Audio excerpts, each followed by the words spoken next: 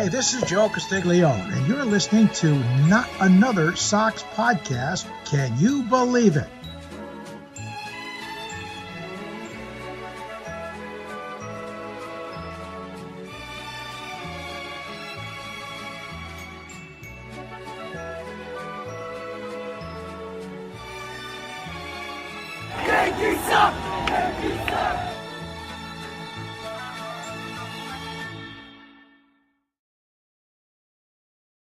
Buenos noches, amigos, and welcome to another episode of Not Another Sox Podcast. I am Jack Webster here with our producer Ian Doran and special guest Tyler from Redbird's Farmhands.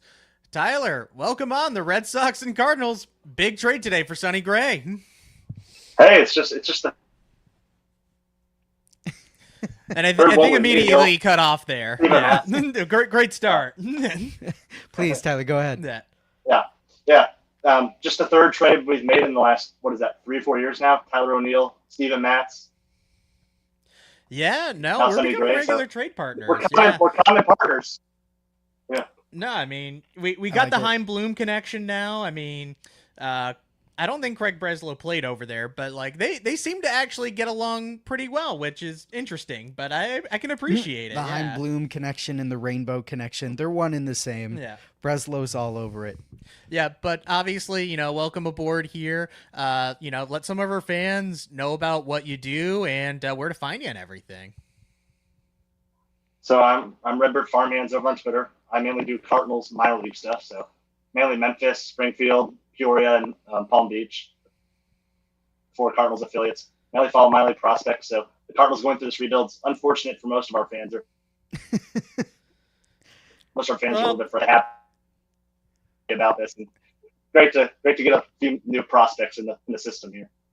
Yeah, absolutely. And honestly, if there's a guy to help rebuild your farm system, it is Heim Bloom. It is. There is some ups and downs in Boston as, our fans are so patient. I'm sure you guys can relate as well. But he did do a very good job at reloading the farm system. And, when I saw some of the guys traded today for Sonny Gray, I went, oh, so that's how you know that, he's still cooking over there. He knows his stuff. Yeah. Yeah, for sure. I just look at, I just kind of find it a little ironic that obviously when his tenure started in Boston, it started with the Mookie Betts trade, and now it's starting in St. Louis. Yeah, Sonny Gray. It's the same situation 2 times in a row. And both of the times were not his fault. He inherited this situation where, there was a mandate to either shed salary or, kind of plan for the future and everything. So great way to endear your fan base, like right away. Yeah. Totally agreed. I definitely have some good questions for everyone here, but Jack Webster, I didn't realize you owned a Cardinals jersey. Why don't we start with a fit check? Yeah. What are you doing? I kind of forgot I had this too. A coworker just comes up to me one day because he knows I collect jerseys. He's like, "Hey, I have this random Matt Carpenter jersey here," and this was before he was on the Yankees too for that 1 year where that was so fake. And I was like, you know what? Sure, $10, and now it's probably, not going to get used again for another 5 years since the last time I wore it when I got it. Oh my God. Remember that? It's a little tight too. I'm not going to lie. Remember that 8 weeks on the Yankees that Matt Carpenter was an unstoppable hitter and then he died. Yeah, that was definition like Linsanity run. Yeah. Like if there was ever a Linsanity run in baseball, it was Matt Carpenter in like 2022 or whenever. Yeah, whenever that was. He was like Barry Bonds for like 3 days. And then he just stopped being Barry Bonds. Yeah. Tyler, the first question I have for you, was this a fair deal? I think so. I think when you look at what the Red Sox needed, at least from what I know what the Red Sox needed, they needed a number 2 behind Garrett Crochet. And you're looking at a guy who's been a premier strikeout pitcher in the game here. Mm-hmm. Yeah. Mm-hmm. For every single year of his career, full season, besides 2020 and his rookie year where he only pitched 12 games. He's thrown over 100 innings, so he's a dependable starter. You look at a guy who led all of Major League Baseball last year in strikeout to walk ratio with a 5.29, so It's a guy who doesn't walk very many people, strikes out a lot of guys. He got hit by the home run ball a little bit more, these past 2 seasons in St. Louis. It's kind of spiked up from his time in Minnesota, but I think you guys are getting a solid, number 3 at worst. Could have the potential to be a number 2 starter if he gets back to what he was doing, Mm-hmm. So then I'll toss the second part back to you, because obviously sent by the Red Sox, we sent over Richard Fitz or Dick Fitz, as we hilariously call him. You got to call him Dick Fitz. That's the rule. Yeah, Dick on the bump is better than bumps on the dick. You got Dick Fitz back. You got Brandon Clark back, a very intriguing prospect.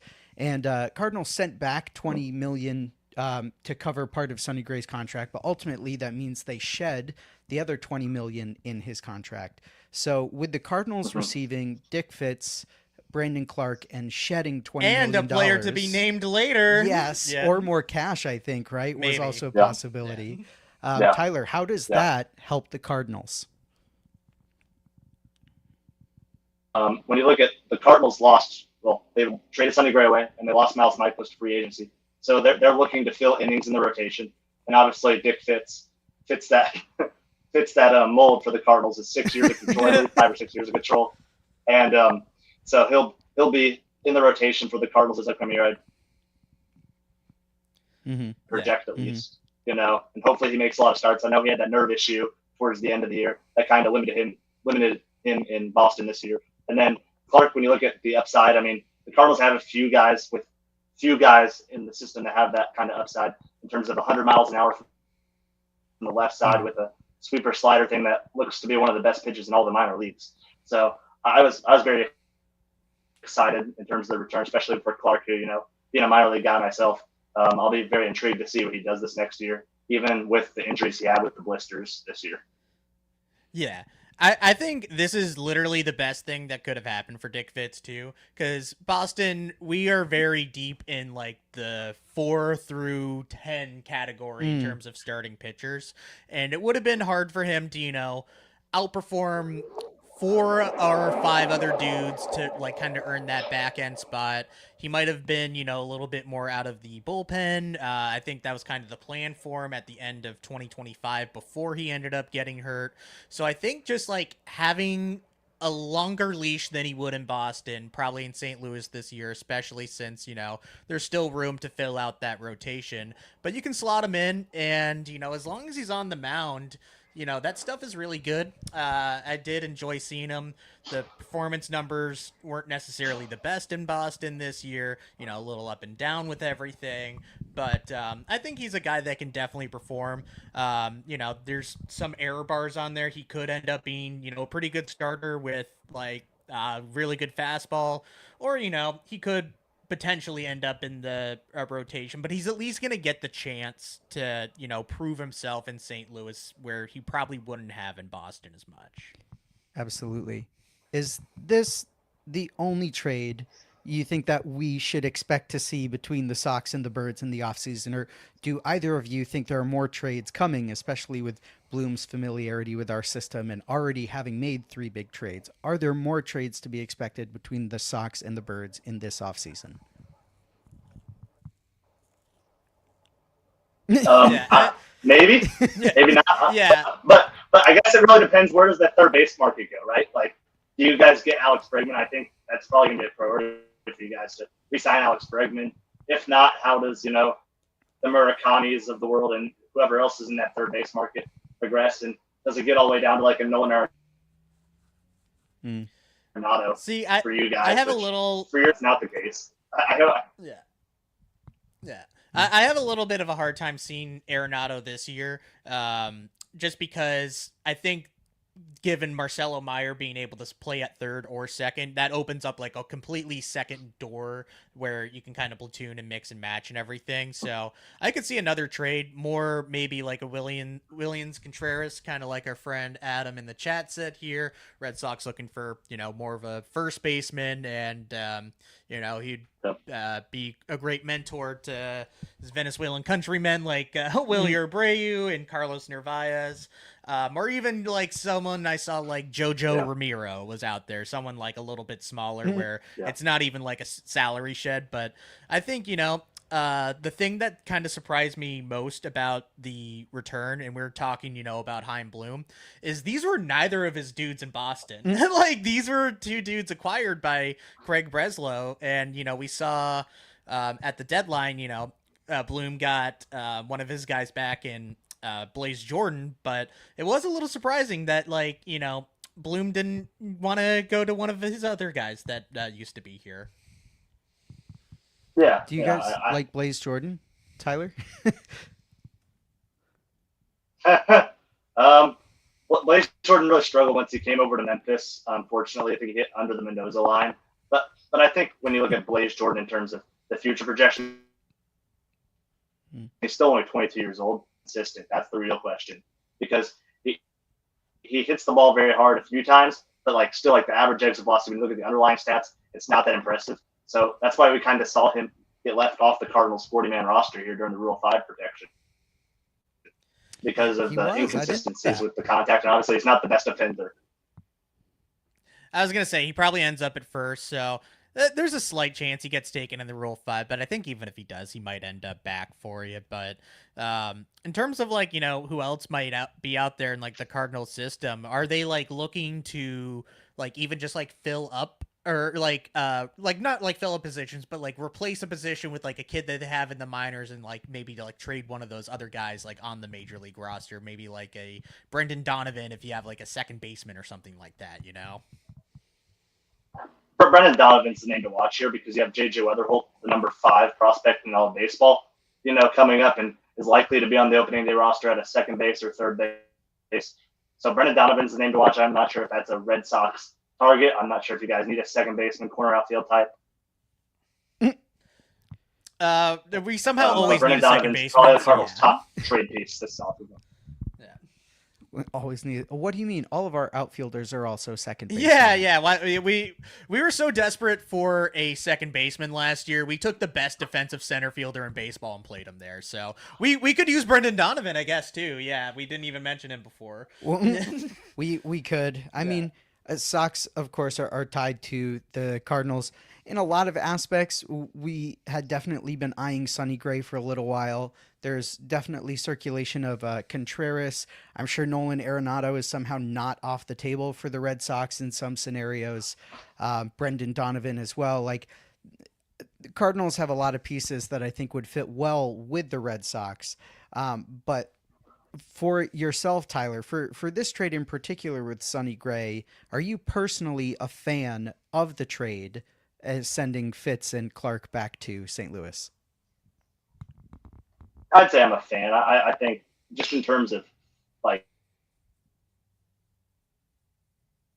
how everything fits together, I think this fills multiple other needs. Like I said earlier, the back end of the rotation to mid-rotation starter that they needed after losing 2 of their veteran starters this offseason free agency, and obviously this trade. And then you also look at, they needed high-end prospects. And I think even though they ate the money, which was a little surprising with how much they ate, in my opinion, I think overall, it's hard to not be a fan of this trade as a Cardinals fan, unless you don't like 100-mile-an-hour fastballs from the left side and don't think Dick Fitz is going to be a good fit in St. Yeah. So the thing, Brandon Clark was probably my favorite prospect to follow this system here, and you saw him really like even hit some top 100 lists like on Baseball America and Prospectus and a few other places, then kind of fell off once he had those blister issues that you were mentioning before, and the command was starting to go a little bit here. But is there any worry that, from some of that inconsistency and, high walk rate that, he could end up like in the bullpen, or do you think he probably is able to like overcome them and kind of stick more in the rotation? I think it's going to be interesting to see, because, if you look at the season as a whole, it obviously looks like he's going to be a bullpen piece just based on how many guys he walked during his first season. If you look at him pre-9% of batters before the blisters and after the blisters, it was like 23% or something crazy like that. So if he can get back to, not having the blister issues and get back to that 9% with how many people he strikes out, I think you're looking at, a potential starter, as long as he adds, a a third pitch because obviously he's got the slider and the fastball. He kind of needs something to go the opposite way. So if he can get like a changeup in the arsenal that he can use more consistently, that's his key to becoming, a major league starter. How do the Cardinals like Heimblum as a GM?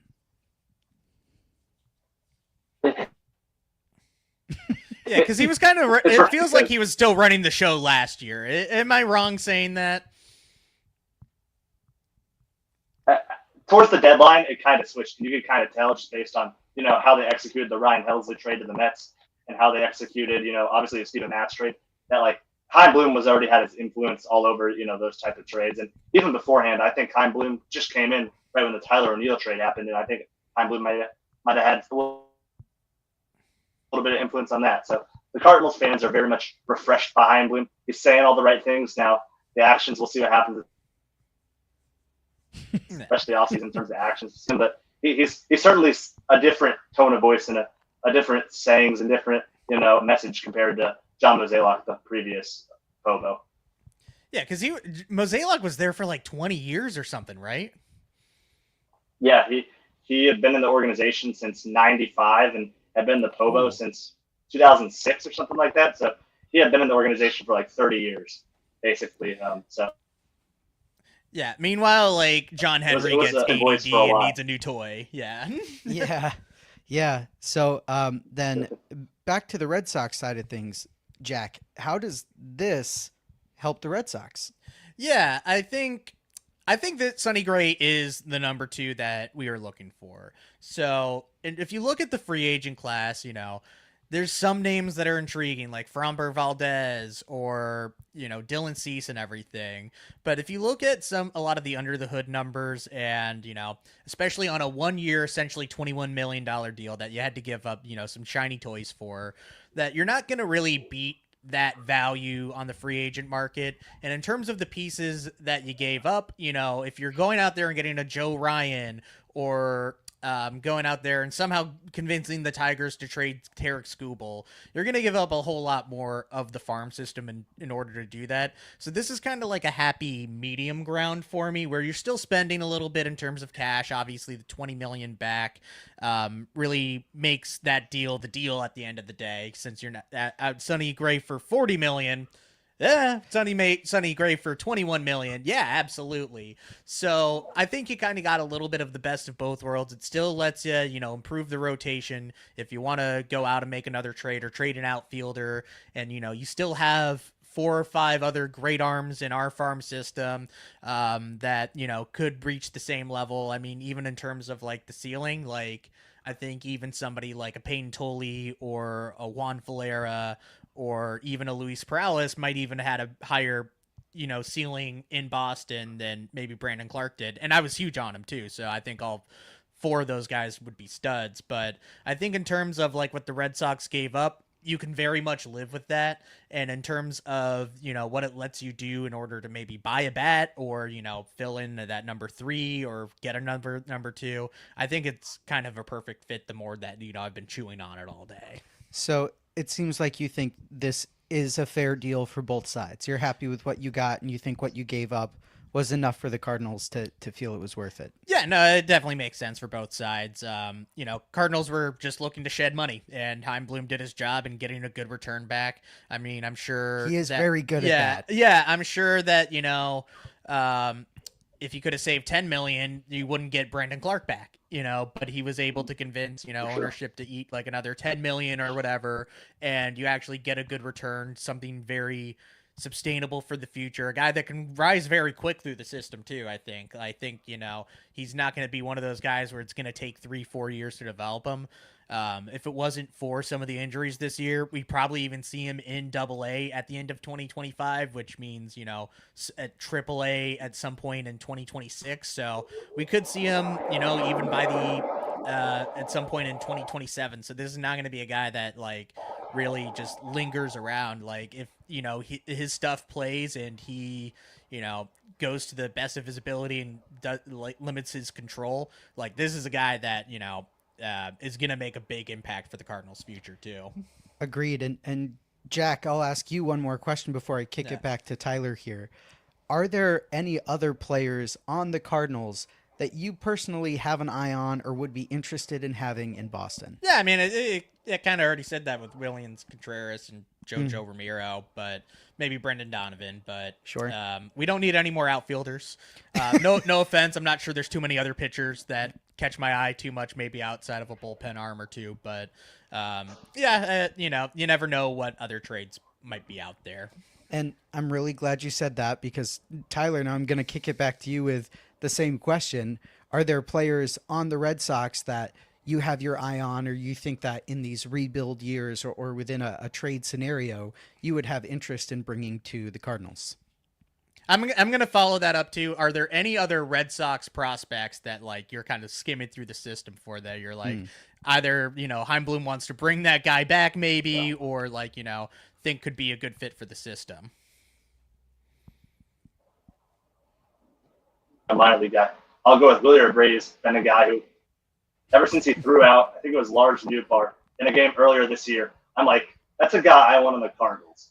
And I know that Willie O'Brien's name's been kind of thrown around in trade talks. I'm not sure if he's a Cardinal fit at all. He probably isn't, but it's just a name that I would love to have on the Cardinals. And then you mentioned a name from the minor league system that I've been eyeing, and even eyed in this trade once I saw that Sonny Gray was going to the Cardinals, and that was Luis Perales. I just love the stuff, and I just think he's going to be a really good pitcher. And I was kind of hoping that the Cardinals would have targeted him in a deal like this, or a Donovan deal or anything like that.